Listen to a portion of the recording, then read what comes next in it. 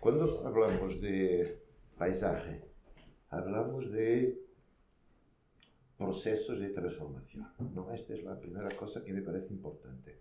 Si hablamos de paisaje, hablamos de transformación, hablamos de dinámica. Entonces, la imagen, que no es el paisaje, pero la manifestación del funcionamiento del paisaje en un momento preciso, es temporánea, ¿no? Es un fotograma de un film, no es la representación de una estática, de una situación estática. Entonces, la primera cosa, la más importante, es entender los procesos que están por detrás de la producción de esta sucesión de imágenes y podemos entender prácticamente tres grandes procesos de generación de paisaje. Procesos catastróficos, ¿no? Procesos de transformación caótica, ¿no? De transformación caótica, que son prácticamente consecuencia de actuaciones fundativas o refundativas de grande violencia, y hablamos de una erupción volcánica, hablamos de una grande terremoto, hablamos de una bomba atómica, ¿no? Que tiene también una condición fundativa, pero podemos hablar también de una guerra, ¿no? En que podemos efectivamente entender la capacidad generativa de una guerra en términos de paisaje, de rediseño de todos sus argumentos. Entonces, transformación, ¿no? Transformación radical, catastrófica.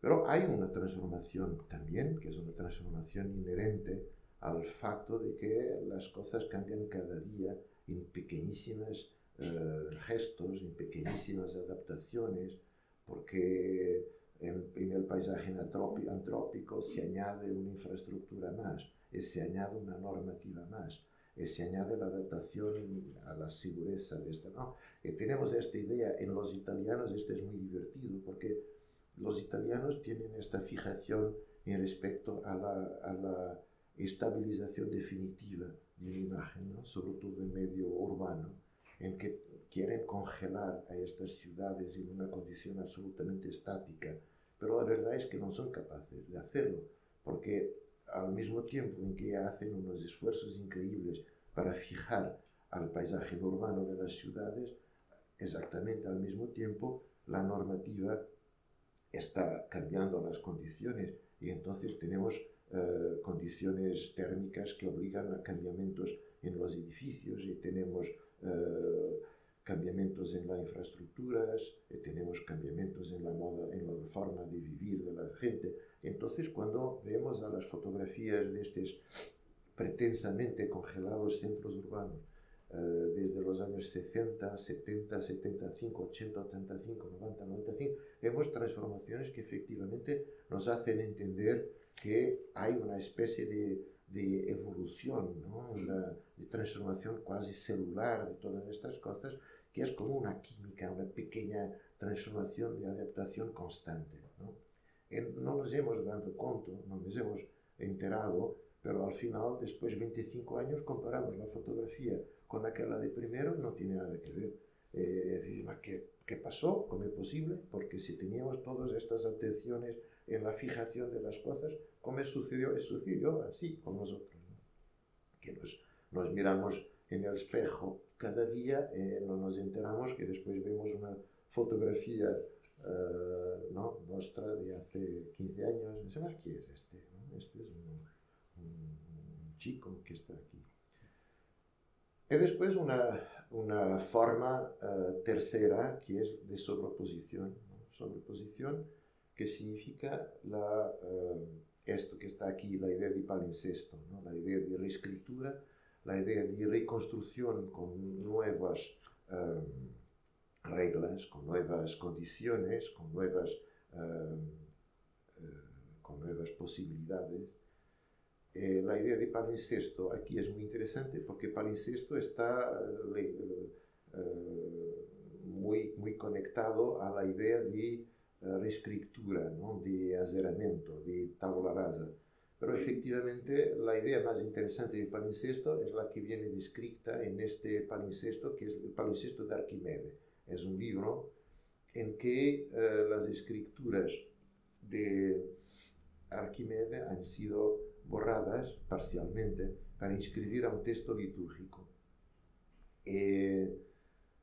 Sea que el borrar no ha sido muy eficaz, sea porque la química tiene de estas cosas y al final hice aparecer más evidente con el tiempo al texto borrado que al que sustituye el borrado, el facto es que el palincesto resulta no una tabla rasa para inscribir una nueva escritura, pero efectivamente una combinación de las dos, que es como funciona en paisaje, exactamente así, ¿no? Y esto es muy importante porque significa que si efectivamente cada extracto que viene añadido en la construcción del paisaje diseña una relación, como aquí, ¿no? Mirad que para lograr obtener una legibilidad hicieron una rotación de 90 grados de la dirección de escritura. Entonces, esto es una reacción efectiva a lo que estaba antes y produce un resultado que, claro, es la combinación de los dos, ¿no? Y esto quiere decir que en cada estrato de renovación, el nuevo extracto trabaja en la construcción con el anterior de una relación, ¿no? Entonces quiere decir que extracto después de extracto, todas las transformaciones del paisaje construyen una especie de edificio conexo, en que ninguno de los extractos está independiente de lo que estaba antes, ¿no? Y esto es importante porque quiere decir que el paisaje, que podemos ya presupor que todos entienden como una realidad de carácter sistémico en términos espaciales, ¿no? Entonces una realidad que non objetual, ¿no? Una realidad que tiene un punto de partida conceptual de que todo está colgado a todo, todo está conectado con todo. Y si esto es ya muy entendido a nivel espacial, cuando entendemos la sobreposición, el palincesto con este sentido, entendemos también que la misma lógica sistémica se extiende a la dimensión temporal del paisaje, ¿no? Y esto es importante también por una razón de carácter filosófico otra vez, de actitud, ¿no? de lo que estamos haciendo. Porque la dimensión espacial sistémica del paisaje, ¿no? Que es un punto de partida, ¿no? Es un punto de partida cultural mismo. Una de las grandes rupturas que tenemos con la arquitectura contemporánea es que la arquitectura contemporánea insiste en trabajar en una dimensión extremadamente objetual, ¿no? En que las cosas no tienen relación con nada. Y si tienen una relación con el contexto, son relaciones quasi parasitarias, para ponerse en evidencia, para hacerse ver un poquito más todavía, para hacerse importante, ¿no? Todas las otras relaciones de contexto que tienen que ver con vientos, con clima, con movilidad, con pasado, con agua, con drenaje, con sol, con todas las dimensiones espaciales sistémicas del paisaje, en general son completamente ignoradas y son arrogantemente ignoradas, ¿no? Son arrogantemente ignoradas. Yo voy a Dubái y en Dubái hago un proyecto que lo tenía en un cajón a casa, que estaba hecho para Helsinki, ¿no? Me da igual, lo hago ahí porque es el culto, ¿no? Es la cultura del objeto, es la cultura del design, ¿no? Y si esto hace sentido en un coche, ¿no? En un coche hace sentido, ¿no? Porque un coche, bien, lo compramos ahí, lo llevamos para otro lado. Se hace sentido en una estilográfica, ¿no? Que está muy bien diseñada, pero que es hecha para la mano de todos, ¿no? Y para la tasca de todos. No hace sentido para una casa que inmediatamente cuando se empieza a construir se torna y se cambia en un elemento de paisaje, ¿no? Al contrario de una Ferrari o de una Montblanc, que no se tornan elementos de paisaje, están colgadas a una temporalidad de contacto. La casa no, la casa es elemento de paisaje, ¿no? Entonces ha sido incluida en un sistema, ha sido incluida en el sistema espacial de funcionamiento del paisaje. Entonces no puede ser entendida en cuanto objeto, tiene que ser entendida en cuanto parte del sistema. Y esto es importante porque si tiene la consecuencia de reducir completamente la dimensión arrogante del proyecto, porque uno dice, estás convencido que el mundo está todo mirando, el mundo no sabe tampoco que existes, ¿no?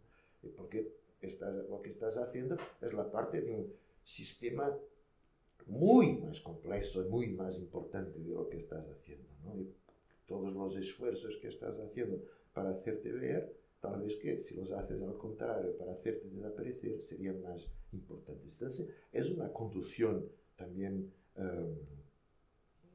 ¿cómo decirlo?, metodológica también, ¿no? de la conducción del trabajo. Pues es verdad que esto produce inmediatamente una relativización de nuestra importancia respecto al mundo, significa también, al contrario, una increíble responsabilización, porque si es verdad que todo está conectado, entonces lo que hacemos aquí, en este lote de 400 metros, tiene consecuencias en un territorio increíble. Entonces es un poquito al contrario. La arrogancia disminuye, pero la responsabilidad aumenta muchísimo. Y estas dos cosas me parece que son fundamentales en el universo cultural del paisaje, ¿no? Arrogancia cero y responsabilidad infinita, porque efectivamente todo lo que hacemos en un lugar tendrá consecuencias seguro en todo el territorio que está conectado sistémicamente con este lugar donde estamos trabajando. Pero el divertido es que si esto es verdad a nivel espacial, entonces es verdad también a nivel temporal. Es verdad que lo que tenemos como oportunidad para trabajar y para afirmar a las convicciones que son la parte fundamental de nuestros proyectos, es una oportunidad, es como una junta, ¿no? No es que tenemos un pasado blanco y un futuro nuestro. No es así. Tenemos un pasado que tenemos que entender y un futuro que tenemos que diseñar en una dimensión ética. Y lo que tenemos es una junta de trabajo entre este pasado y este futuro, y la oportunidad de nuestro trabajo es hacerlas conectar, ¿no? Es hacerlas tocar de una forma armoniosa e inteligente. Coger una mano del pasado, coger una mano del futuro y trabajar con este contacto. Esta es la oportunidad que tenemos en el tiempo. Esta es la oportunidad de nuestras vidas, que son una junta de contacto entre pasado y futuro, y nada más que eso, ¿no? Pues que si tenemos la presunción de llegar y de rediseñar el mundo, ya estamos mal en términos de paisaje, porque en general nos corre mal. Entonces, esta idea de palincesto es importante para conducir a esta posibilidad, ¿no? El palincesto que se puede exprimir de muchísimas formas distintas en términos también metafóricos, ¿no? Estas son las observaciones que son escritas con giz en los vagones, ¿no? Que son las cargas, los lugares donde, este es en Suiza, son las indicaciones de las cargas, de los lugares donde los vagones tienen cargas que tienen que ser descargadas. Entonces, lo que es absolutamente fundamental en un viaje se torna completamente accesorio en el viaje siguiente, ¿no? Y entonces la imagen del registro, que era fundamental y urgente para hacer funcionar el sistema en un viaje, se torna un fantasma, ¿no? Un fantasma que cada vez más se deja de leer hasta que desaparece completamente, ¿no? Otra cosa es la idea de utilitas y non utilitas, ¿no? La dimensión utilitaria de la arquitectura, que en paisaje es fundamental, ¿no? Porque el paisaje construido es un paisaje por definición económico, ¿no? Un camponés no hace cosas para hacerse ver, porque no tiene dinero para hacerlo, por principio, ¿no? Para empezar. Entonces es económico. Lo que hace es económico e inteligente, porque lo que es económico pero estúpido se va a terminar mal y no resistirá. Entonces hay como que un filtro natural de eficacia, ¿no? Y estas construcciones que tienen como en el pasado como instrumento de transmisión transversal, sobre todo la religión, ¿no? Que la tradición tiene esta posibilidad de ser constantemente probados. Pero hay también una dimensión importante nella recuperación de un sentido utilitario cuando las comunidades se tornan en desprezadores de recursos. Quiero decir que esta idea de junta temporal, ¿no? Y de junta espacial, que son importantísimas en la idea de paisaje. Yo tengo aquí un texto que me gustaría mucho de leeros, que habla de la interpretación de los cuadros, la interpretación de la pintura. He tenido también un programa de televisión en la BBC en que presentaba a una lectura de importantes obras primas de la pintura. Y encontré este pasaje. ¿Puedo leerlo en inglés? ¿Sí? The speed of a cinema film is 25 frames per second. God knows how many frames per second flicker past in our daily perception. But if it is as if, at the brief moment I'm talking about, suddenly and disconcertingly, we see between two frames, we come upon a part of the visible which wasn't destined for us. Perhaps it was destined for nightbirds, reindeer, ferrets, cells or whales, but not for us.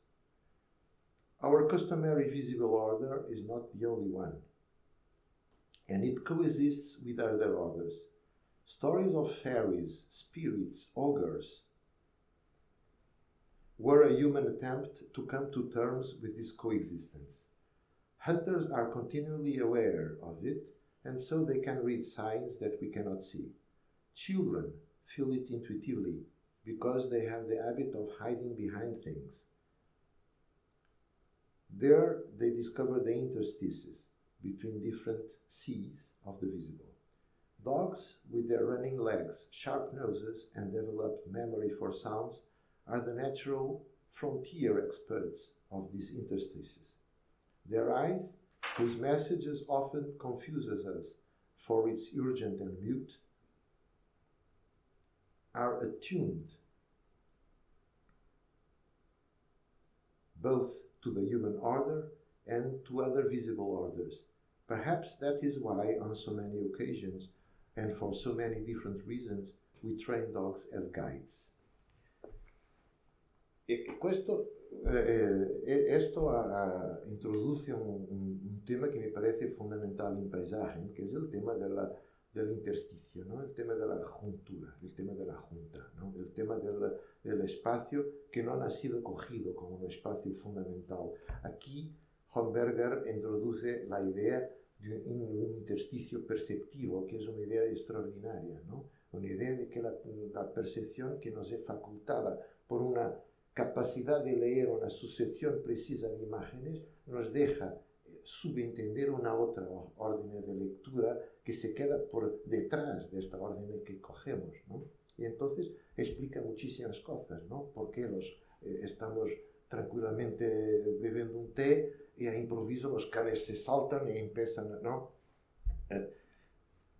Una percepción compleja, una percepción que en unos momentos, por extrañas condiciones, nos permite de enseñar a lo que se queda entre dos imágenes. Y muchas veces los proyectos que hacemos son eso. Los proyectos que hacemos son abrir una especie de juntas entre la percepción habitudinaria de las cosas e introducir una posibilidad de ver en esos intersticios y de conducir a la gente a la capacidad de entender una otra lógica de lectura exactamente de la misma realidad. Exactamente de la misma realidad, ¿no? Cambiando solamente los instrumentos de lectura y usando el facto de que paisaje, si por un lado es la capacidad absolutamente objetiva de entender a todas estas lógicas de transformación y de sobreposición con los instrumentos que la ciencia nos ofrece, ahí decimos, pues bien, yo cojo a este entendimiento ultradisciplinar que el paisajista tiene, ¿no?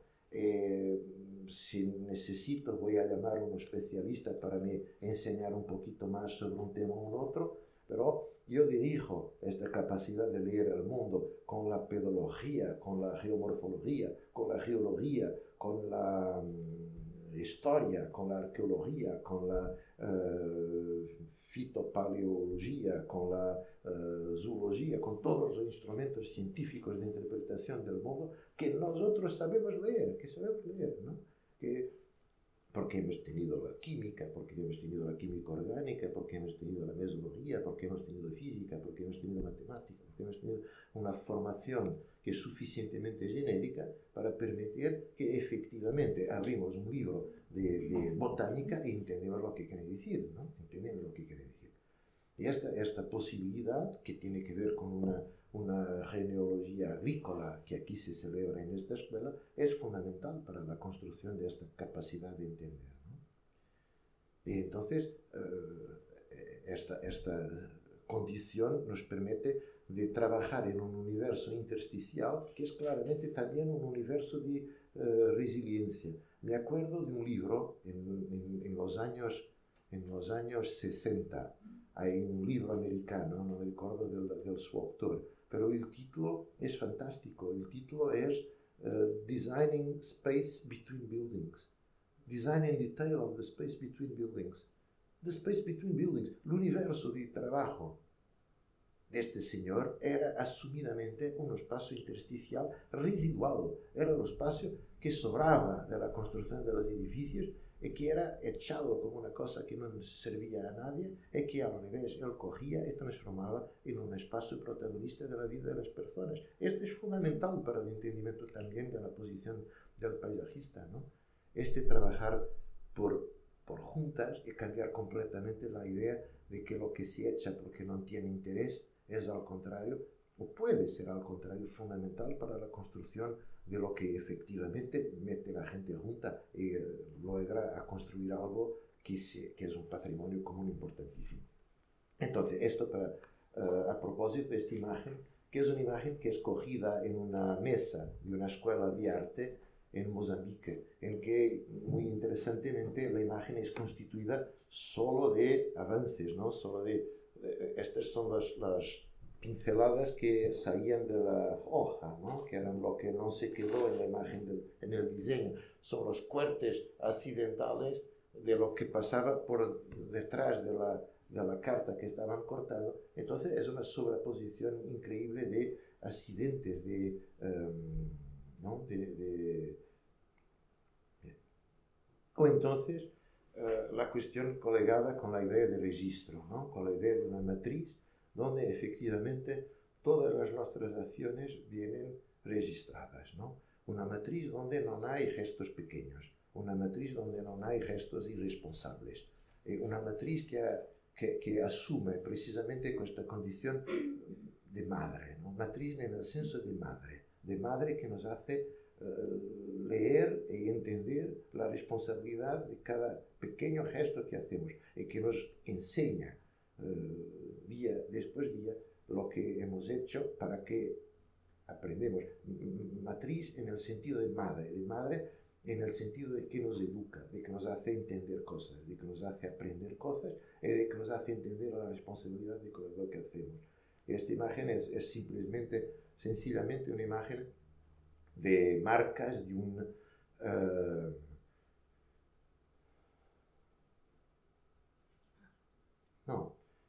el apoyo de una motocicleta, ¿no? El apoyo de un motorino, ¿no? Pata de cabra. Pata de cabra, una pata de cabra. Es una pata de cabra que en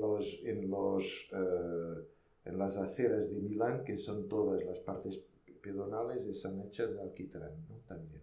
El alquitrán en el verano se queda mole, ¿no? Y entonces es como una especie de matriz que recibe todo, ¿no? Que registra todo. Y me encanté con esta imagen e hice una especie de pesquisa detectivesca para entender si era efectivamente la misma pata de cabra o si eran muchas. Y es la misma.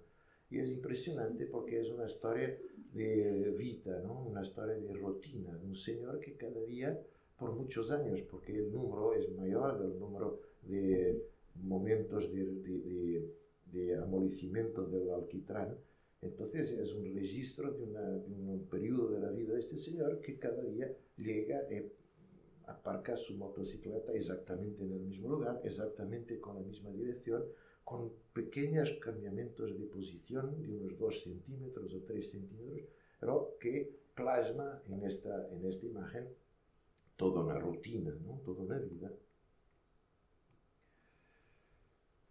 O a esta idea de evidenciación de la estratificación, ¿no? Como en esta imagen en que vemos un origen geológica, claro, que determina una condición física extensiva y también una condición de productividad. Estamos en Alentejo aquí, vemos a los olivares al final, vemos todavía unos restos de cultivaciones por debajo de los olivares, pero vemos que esta hoja aquí, que ha sido seminada, ha sido cogida, ha sido pastada, ha sido quemada y ahora se empieza a pasar por delante, ¿no? Y vemos aquí las marcas todas sobrepuestas de estas acciones que tenemos. Hay una idea que me apasiona y hay un proyecto que os enseñaré que tiene que ver con el origen de estos gestos, ¿no?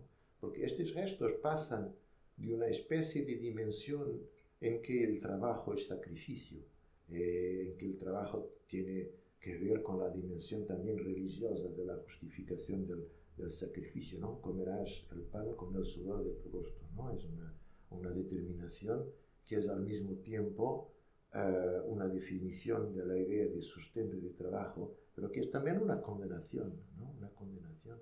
Y que tampoco es verdad, porque en cuanto que nosotros aquí tenemos que comer el pan con el sudor del rostro, si vosotros van a San Tomé, por ejemplo, a las islas de San Tomé, entienden que efectivamente hay una dimensión paradisíaca en el no tener que trabajar para sobrevivir, que es una cosa increíble, ¿no? Al mismo tiempo terrible, porque culturalmente es esto, comer el pan con el sudor del rostro, que nos hace pensar y que nos hace extender esta especie. Por eso digo que es importante entender la naturaleza como algo de que tenemos que protegernos, porque cuando la naturaleza es profundamente generosa, nuestra vida es completamente paradisíaca y nosotros nos quedamos unos animales, porque nos quedamos, el cerebro es muy perezoso, es muy perezoso, ¿no? Es muy perezoso. Y nos vemos los que se quedan ricos, que se quedan idiotas en unos pocos años. No, es verdad, es verdad. Y tengo colegas que yo ahora enseño en la Suiza, en la Academia de Mendrisio, que me hicieron profesor hace 2 años. Y tiene colegas en el Politécnico de Zurigo, donde los salarios son como unas 3 veces lo que nos pagan en Mendrisio, y la estupidificación en que se queda es increíble. No, es verdad, es absolutamente verdad. Tener mucho dinero es completamente contrario a la posibilidad de continuar, porque es irresistible, ¿no? Es irresistible. Si no tienes que hacer nada, está todo bien, no tienes los estímulos fundamentales para continuar. Entonces es esta idea de una naturaleza que efectivamente es nuestro gran estímulo para hacer cosas, ¿no? Estas islas son islas que, São Tomé y Príncipe son islas que se quedan exactamente sobre el Ecuador. Son de una fertilidad y una generosidad todavía increíble, ¿no? Y pensar lo que sería hace 500 años, hace 400 años. Van a pescar con un tenedor, pescan con un tenedor. Se lanzan en el mar con un tenedor, van a coger el almuerzo, ¿no? Y vuelven con un pez, ¿no? Hay de todo, y entonces tienen una condición es perfectamente paradisíaca, porque son buenos, completamente buenos, pero completamente incapaces de trabajar, pero son de una belleza como gente increíble, pero son efectivamente la visión de un paraíso, ¿no? Al contrario, tenemos la evidenciación de esta dimensión sacrificial del trabajo, ¿no? El trabajo, la agricultura lo hace ver muy bien, ¿no? Aquí tenemos ya claramente una mecanización, entonces un proceso de institución de esta clase, de este proletariado oprario agrícola, que aquí en los grandes latifundios, como en la vuestra Andalucía y Castilla estaban, ¿no? Es una sustitución por la mecanización que ha completamente destructurado toda una estructura social que estaba muy basada en esta dimensión del trabajo, ¿no? Pero la sustitución sacrificial del trabajo por la mecanización, por la industrialización del trabajo, es una sucesión que tal vez tenga dejado un intersticio interesante que podríamos explorar en términos de paisaje.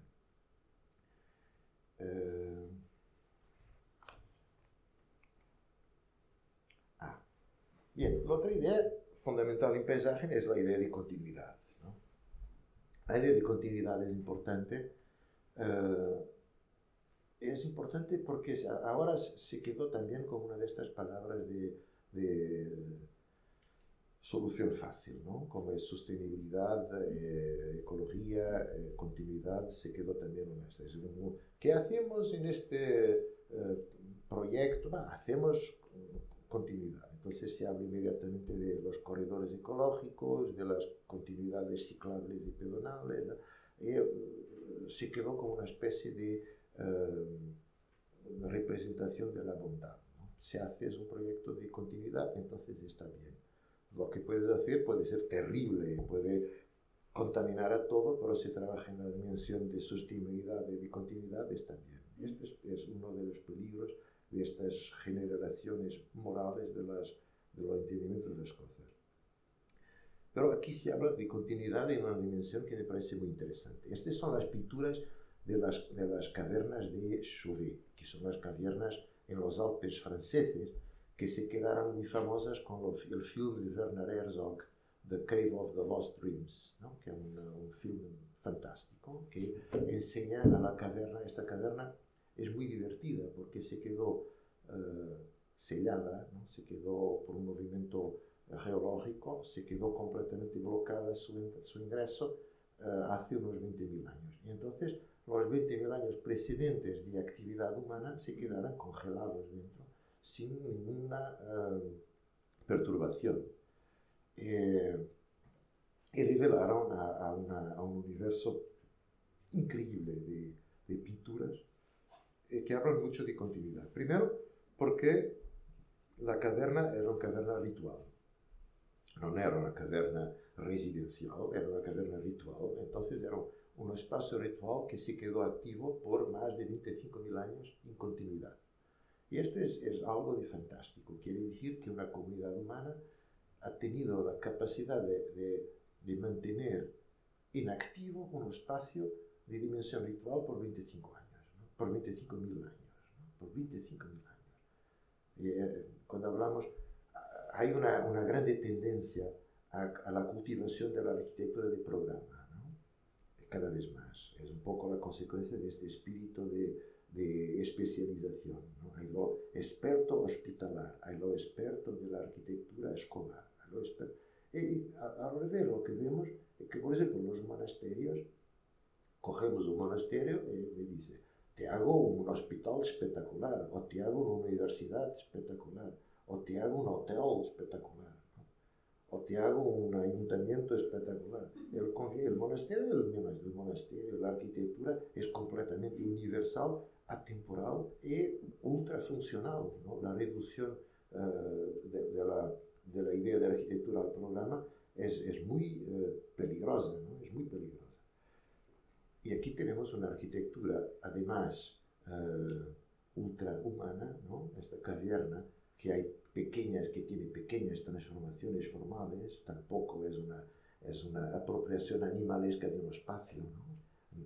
Atención, la caverna no es una apropiación animalesca del espacio, tiene transformaciones físicas de la topografía, de rincones específicos que son muchas veces una construcción hecha por remoción, mucho más que por adición, pero tiene manipulación evidente. Y claro, tiene estas manipulaciones en sus paredes. Y cuando pensamos que el señor o los señores que pintaron estas imágenes lo hicieran hace 45.000 años, nos viene un arrepío, ¿cómo se dice? Un escalofrío, exactamente. Me viene un escalofrío. Porque tenemos esta idea de que somos muy mejores, ¿no?, de los que han vivido antes, y que somos muy... cuando nos tenemos por delante la capacidad artística de uno que consideramos un macaco, nos quedamos muy sorprendidos, ¿no? Pero además de esta increíble condición, el saber también que en los Alpes suizos había rinocerontes, que es también una sorpresa esto para mí, pero fantástico que cuando empezaron a hacer las análisis con el carbono 14 de estas imágenes, que nos parecen increíbles composiciones. Esto es fantástico porque nos diseña una idea completamente distinta de la continuidad, ¿no?, y del patrimonio, del sentido de patrimonio. Patrimonio no es congelar el resultado de la obra de uno y dejarla ahí inmóvil. Es ser capaz de relacionarnos creativamente y productivamente con esto, mantenerlo actual, mantenerlo vivo, mantenerlo con su significado y diseñando relaciones que son de dignificación de la obra cada vez mejor, ¿no?, cada vez mejor. Esta es una dimensión que es fantástica y que es la dimensión del paisaje, ¿no? Esta es la dimensión del paisaje. Cogiendo las palabras de la consejera, que decía que una de nuestras más grandes responsabilidades es la de transmitir a las generaciones futuras lo que tenemos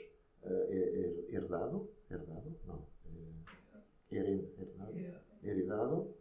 Yo añadiría que sí, pero mejorado, todavía mejor, porque tenemos la responsabilidad de hacerlo mejor, porque tenemos oportunidades increíbles, vivimos más. ¿Habéis visto que se había anunciado el otro día que vuestra generación llegará a 125 años de edad, ¿no?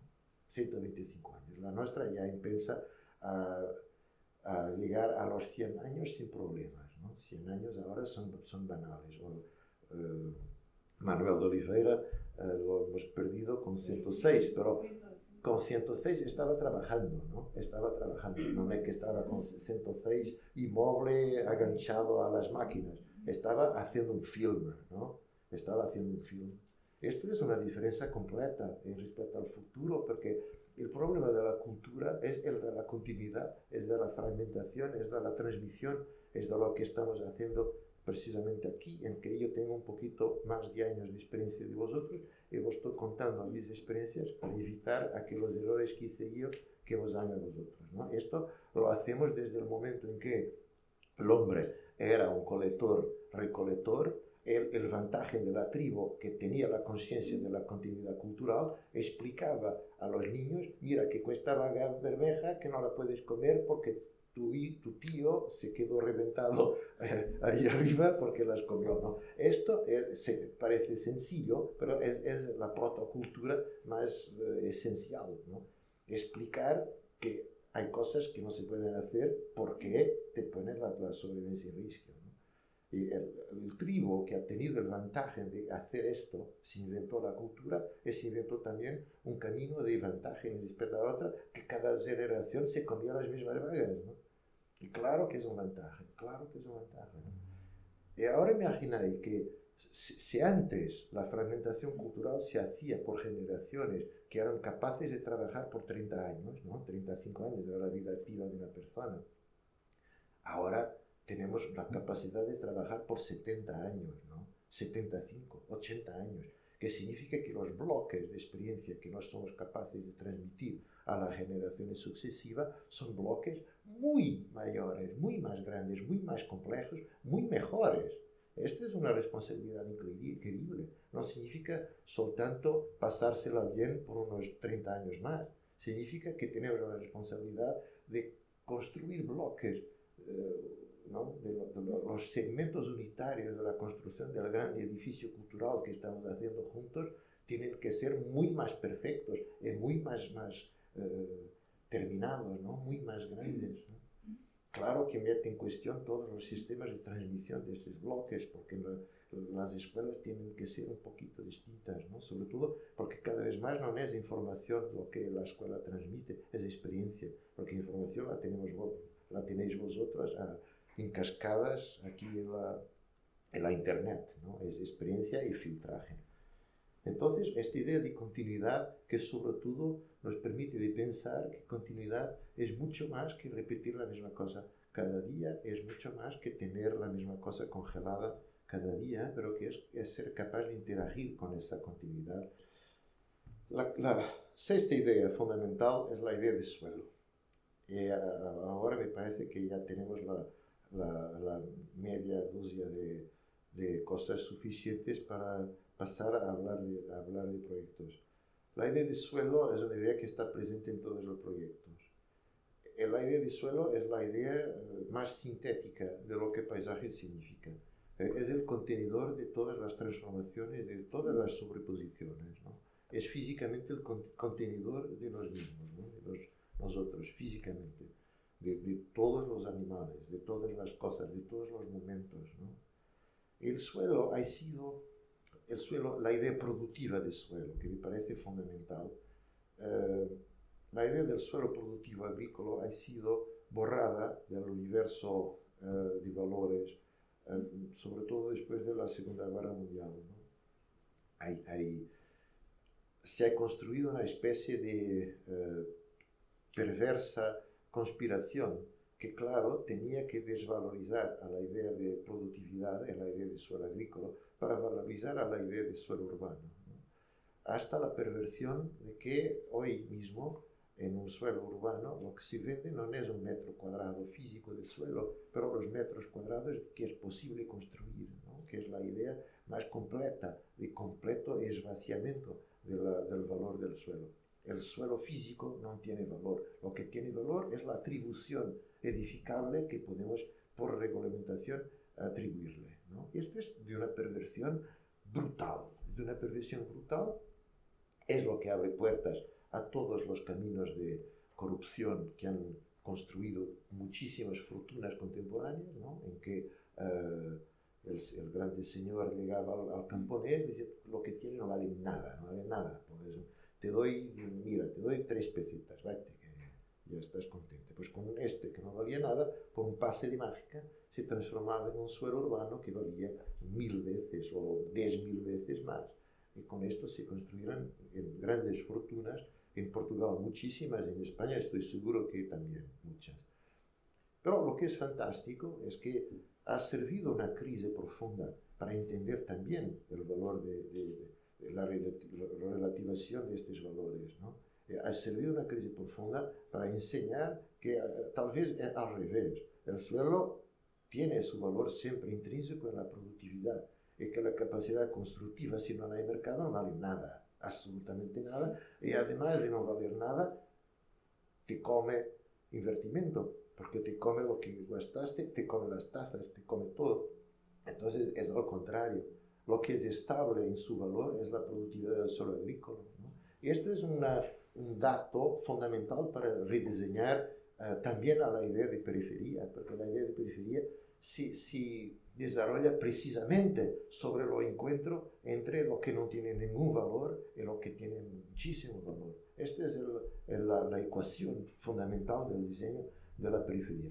Entonces me parece que ahora que tenemos la demostración de que las cosas son un poquito distintas del paradigma a lo que teníamos habituado las nuestras formulaciones de producción de la ciudad, todavía es increíble porque cuando hablamos con dirigentes, ¿no?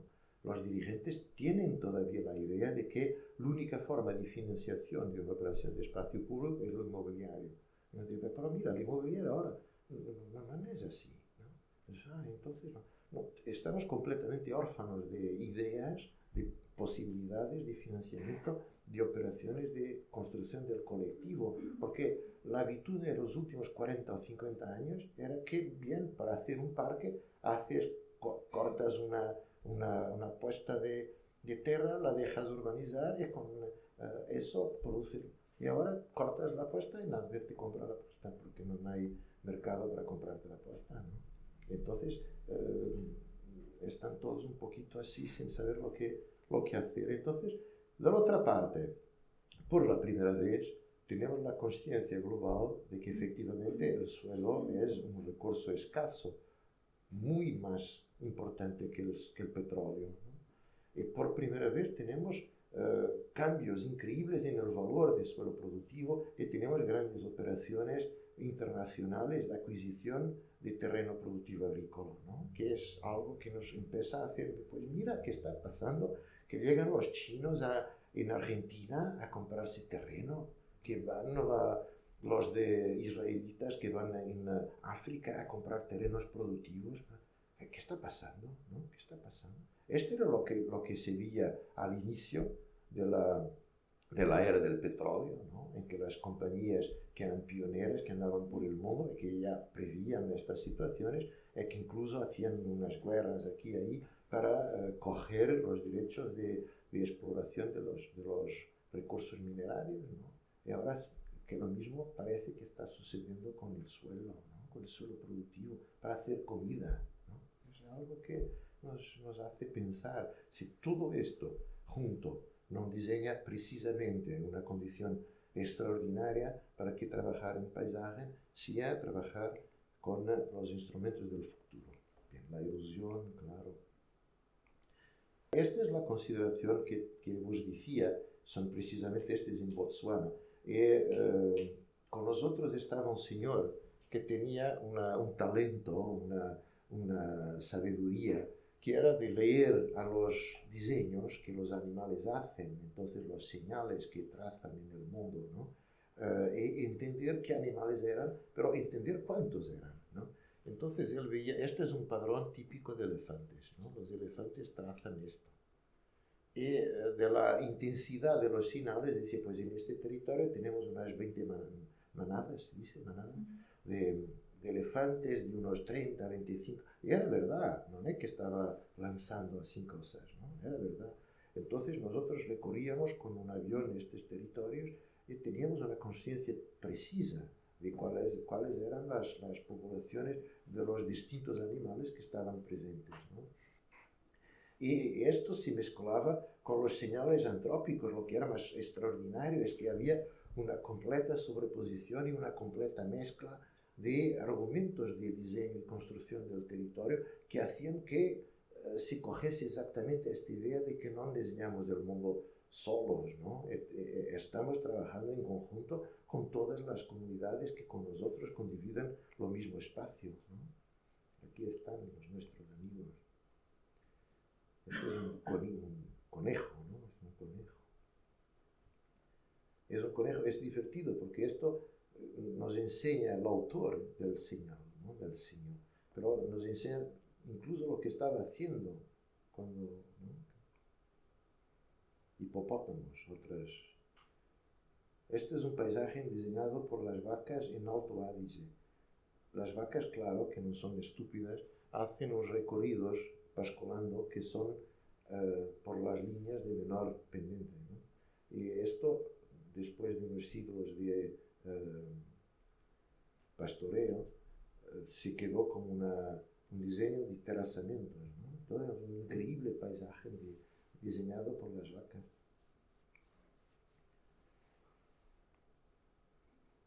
Este es fantástico. Yo siempre pensé que estas señales, que son las grandes pozas de agua de los elefantes, que eran accidentes naturales, pero no, esto es hecho por ellos. Esto los hacen ellos. Y los hacen interpretando ya las condiciones originales de la topografía, pero después diseñando la topografía misma, extendiendo las condiciones de presión, ¿no? Trabajando con el suelo. Y lo haciendo de una forma completamente consciente. Estas son imágenes que un fotógrafo portugués, Duarte Belo, hizo visitando los sitios que habían sido fotografados en el 37 por el geógrafo Orlando Ribeiro, un famoso geógrafo portugués que trabajó muchísimo a nivel ibérico también. Y esto es divertido porque nos tenemos dentro de esta visión moral de que antes estaba muy bien y que ahora hemos estropeado todo.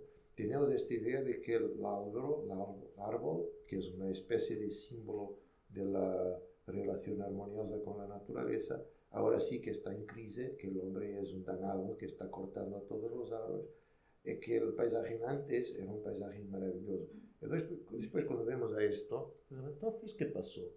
Y entonces tenemos que irnos a la memoria y entender que en Portugal la gente que era pobre, si no tenía una cabra o si no tenía una oveja, la gente pasaba mal. Y estas ovejas y cabras andaban a pastorear por todo lado, ¿no? Y claro, si todos tenían cabras y las cabras pastoreaban por todo lado, árboles no teníamos, ¿no? Porque eran todas comidas. Las únicas cosas que se salvaban eran los árboles que tenían una utilidad evidente, ¿no? De producción de comida o de producción de algo, ¿no? Entonces, claro, los sobreros, los encinares se quedaban porque producían algo que tenía una consecuencia productiva, pero todos los árboles inútiles, ¿no? Entre comillas, eran comidos, se dejaban comer, porque claro que producían la leche que sustentaba a una generación, a toda una generación. Esto, precisamente porque ahora se está un poquito mejor que antes, ya no hay la necesidad de tener una cabra en casa para lograr hacer sobrevivir a los hijos, ¿no? Esto tiene estas consecuencias. Pero estas consecuencias son también la explicación de por qué ahora hay fuegos forestales, ¿no? por todas las partes, porque claro, las cabras comían todo lo que era combustible, ¿no? No se quedaba nada. Y esto que ahora nadie lo consume, nadie lo coge. La floresta era gestionada sea por lo pastoreo directo, sea por los que andaban a coger los subbosques, ¿no? Para hacer las camas del ganado, que eran después introducidos en la agricultura como fertilizantes, ¿no? Había un ciclo de reducción del combustible de las matas y de pasaje de esto en la agricultura. Y este ciclo ahora se cortó precisamente porque la gente tiene condiciones de subsistencia que son completamente independientes del utilizo de este recurso espontáneo. Bien, sobre la dinámica, la instabilidad del paisaje, claro que hay mucho que decir. Este es el Mississippi, con las cartografías de su instable posición, que están plasmadas también en el diseño del paisaje, ¿no? En las dimensiones cíclicas por estaciones del paisaje que tantas veces no están presentes en la consideración de lo que es que estamos haciendo. En las dinámicas distintas, ¿no? De costieras, de que hablamos, que hacen con que al final el paisaje sea muchísimo con este trabajo de Irina Werning, ¿no? En que hice un trabajo muy especial, ¿no? De registrar a estas diferencias. Entonces de tiempo hablamos, de tiempo en muchas medidas, para llegar a las consideraciones. Yo lo estoy haciendo un poquito, las juntas, todo esto son temas de que os he ya hablado, de las relaciones natural-artificial. Entonces me parece que podríamos llegar directamente al primer proyecto. Este es importante también, que tiene que ver con el modelo de consideración proyectual. Cuando entendemos un edificio, una construcción completamente hecha, artefacto, tenemos una consideración esquemáticamente presentable así, ¿no? Un edificio es un acúmulo constante de energía, es como una batería, ¿no? Tenemos un ladrillo es tierra en que la energía la formuló, y después se quedó más energía a prensarla, y después más energía a cocerla, y después más energía a transportarla, y después energía a sobreporla. Entonces, la sobreposición de los ladrillos es sobre todo una acumulación de energía, ¿no? Y podemos describir a un proceso termodinámicamente, un proceso de construcción de un edificio como un acúmulo de energía. Este acúmulo de energía tiene un punto, un ápice, ¿no? Un punto máximo, que es cuando el edificio está pronto, que es teórico, claro, porque el edificio no está pronto todo al mismo tiempo, ¿no? Cuando están prontas las ventanas, está ya a deshacerse el pavimento, entonces no es coincidente. Todo esto es uno de los grandes problemas de la construcción, que es la armonización de los fines, ¿no? La armonización de los momentos terminales de los procesos constructivos. Pero considerando teóricamente que que hay un momento final, ¿no? Que es divertido porque el momento final de la construcción, que inmediatamente debía coincidir con el momento de la apropiación, pero está desligado por una razón que tiene que ver con la celebración del trabajo por los arquitectos, que han construido una especie de eternización de este momento, una suspensión de este momento a través de las revistas y de las fotografías de arquitectura que plasman para la eternidad no la vida del edificio después que está pronto, pero este momento, este instante en que está físicamente terminado, pero todavía no apropiado, ¿no? Ahora los famosos hermanos Guerra, portugueses, hacen una cosa que es, van a hacer las fotografías de los edificios en este momento, pero llevan modelos, llevan a unas personas que se metan en posiciones especiales, haciendo creer que el edificio ya está en apropiación, pero es mentira, no está en apropiación, está en una apropiación figurativa, de mentira, precisamente porque esta puede ser todavía controlada por el arquitecto, ¿no? La otra después no puede ser controlada por el arquitecto, es independiente de su voluntad y es completamente anárquica, claro, porque incluso envuelve críticas a la arquitectura, ¿no? Cuando uno dice, no, esta ventana aquí está mal, la voy a cubrir con un panuelo de corteza, o cuando voy a cambiar la interpretación de mi trabajo que ha sido hecha por el arquitecto. Esta es una crítica directa, ¿no? Que la leemos en los diseños de apropiación y que está borrada de esta eternización de la dimensión de la arquitectura conducida precisamente a la celebración de este momento, ¿no? Pero el divertido es que después de este momento el edificio empieza termodinámicamente a deshacerse, ¿no? Inmediatamente a deshacerse. Y entonces hay una carretera de envejecimiento que, claro, no es simétrica respecto a esta, si no estaríamos mal si los edificios tardasen a destrozarse lo mismo que tardan a construirse, o estaríamos bien, ¿ves? En términos de trabajo para arquitectos y constructores. Pero es así, ¿no? Hay un momento. El divertido es que cuando comparamos esta estructura constructiva con la estructura de un parque, ¿no? La idea es otra, porque claro que tenemos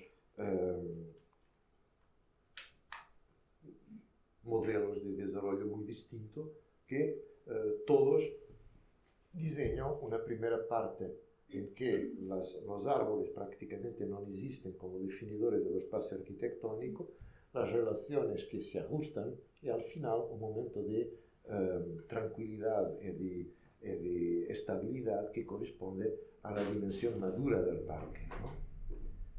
Proyectar significa, claro, celebrar esta condición, que es la condición que corresponde al tiempo más largo del parque, ¿no? Estas relaciones. El espacio arquitectónico que estas relaciones estabilizadas producen.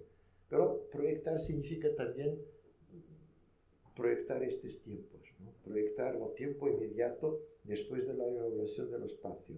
Y los argumentos de construcción del espacio arquitectónico son completamente distintos aquí y aquí, ¿no?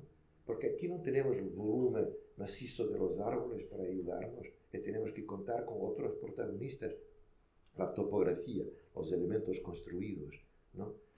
Otros argumentos. Significa que el proyecto, al contrario del proyecto de arquitectura, que es monocentrado en un momento de referencia preciso, que nos permite de trabajar con un diseño que diseña este momento, nosotros tenemos que trabajar con más que un diseño, porque tenemos que figurar y ensayar, ¿no? Y testar, y medir lo que pasa en más de un momento. Y esta es una diferencia metodológica importantísima. Nuestro tiempo de proyectación es un tiempo múltiplo de